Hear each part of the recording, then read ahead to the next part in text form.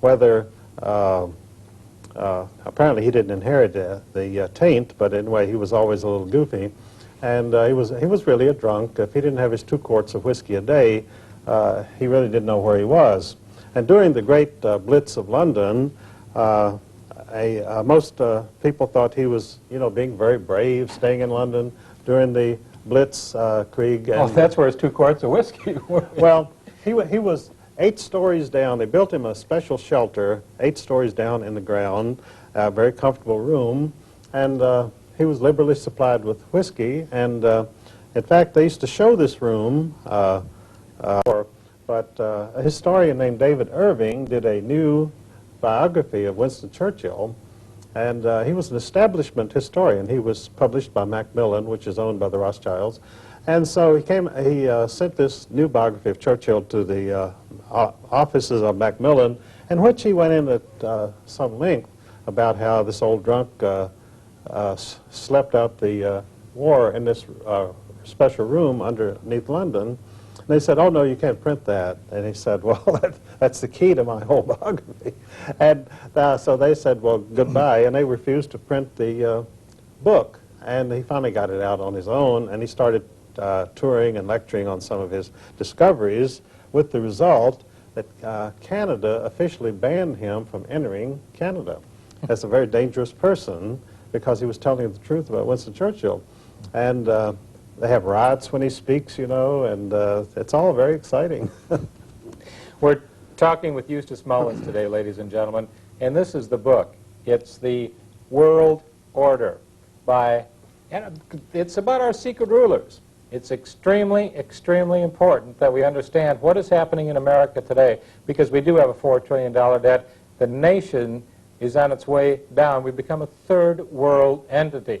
And we used to be the finest, the strongest, the most industrialized, the #1 nation in the world.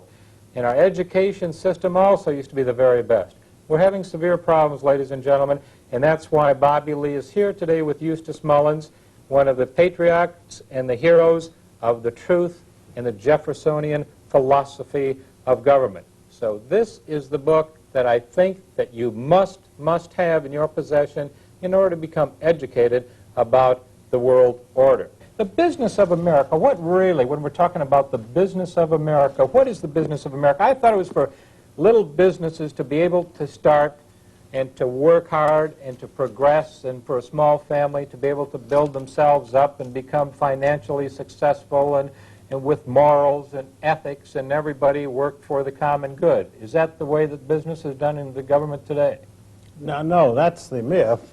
But we, unfortunately, you and I are talking here today about the reality. We could talk about myths all evening if we wished, but if we're going to talk about reality, then we have to say that this is a soap opera from Hollywood, the American dream.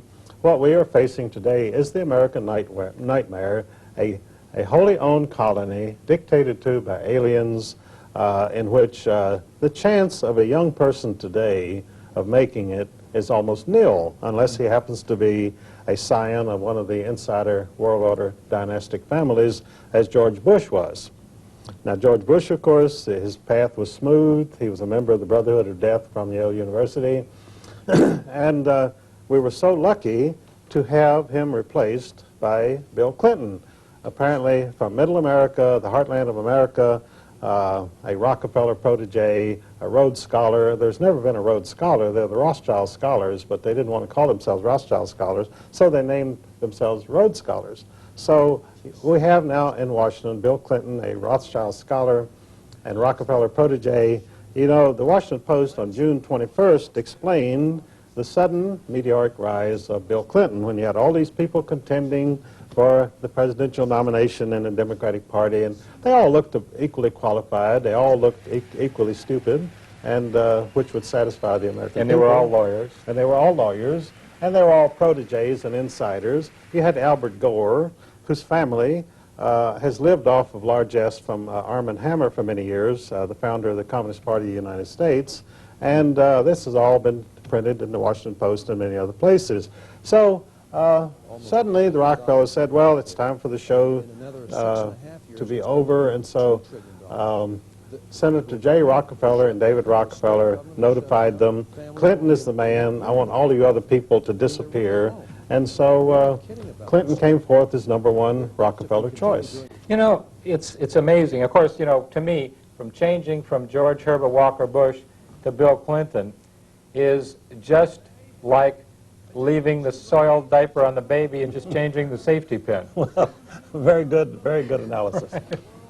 But it was money bought and paid for, as you know, and Jackson Stevens loaned Bill Clinton $2 million, and that was back in, I believe, around February. So, and Bill Clinton was really kind of almost getting down towards the bottom of the heap of those 7 individuals that at first had decided to run for President of the United States on the Democratic ticket. And all of a sudden he had this money. He came into Georgia, he had 26 people that he employed as far as being front people. And pretty soon he took Georgia in the South, and he was well on his way. And I think that was pretty close to it. But he was bought and paid for, you say. You're saying that Bill Clinton himself was bought and paid for, and are you telling me that we voted for a change, and the change isn't going to come to our benefit, Eustace? Well, that reminds me of a story I heard in my small town in Virginia. And these 2 businessmen were talking, and one of them had a bill that he wanted to be approved in Congress. And he said, I wonder if I couldn't influence Congressman so-and-so in Washington to vote for this bill if I, you know, just bought him. And the other man said, don't be ridiculous. That's the most insulting thing I ever heard of. He said, Congressman so-and-so was bought and paid for long before he ever got to Washington. and that's an honest congressman. Once he's bought and paid for, you know, he stays bought and paid for. Absolutely. He goes off the block. He's no longer available. Right. We're coming to today, and we're coming from George Bush to Bill Clinton. What do you see in the future for America for the next 10 years, Eustace Mullins? This new world order, is it taking shape, or do you think that all of a sudden we're going to come to critical mass and it's all going to disintegrate before our very eyes? Well, I think we're at critical mass already. Now, we have a very interesting situation, which we saw during the last election. You had the biggest turnout that you ever had, and of course, the trend had been for lower and lower percentages of the American people to come out and vote, because they did everything that they possibly could to discourage the American people from participating in the election. Fewer people voted every year because, you know, they made sure they understood you either vote for Tweedledum or Tweedledee, and it doesn't make any difference which one gets in, because we created them both out of nothing, just like the Federal Reserve creates money out of nothing, and we create these politicians out of nothing. And when you look at them, you can see that they come from nothing. There's no question. Absolutely nothing. There's no question about that in anyone's mind. Well, this time, you suddenly had a wild card, and that was a billionaire named Perot. He appeared on the scene, and he was almost elected president by acclamation. People were so disgusted with these phonies, Bush and Clinton, and no matter how hard you tried, you couldn't say anything good about either one of them. And so the people looked, and here's a successful businessman, Perot, spunky, got down to business.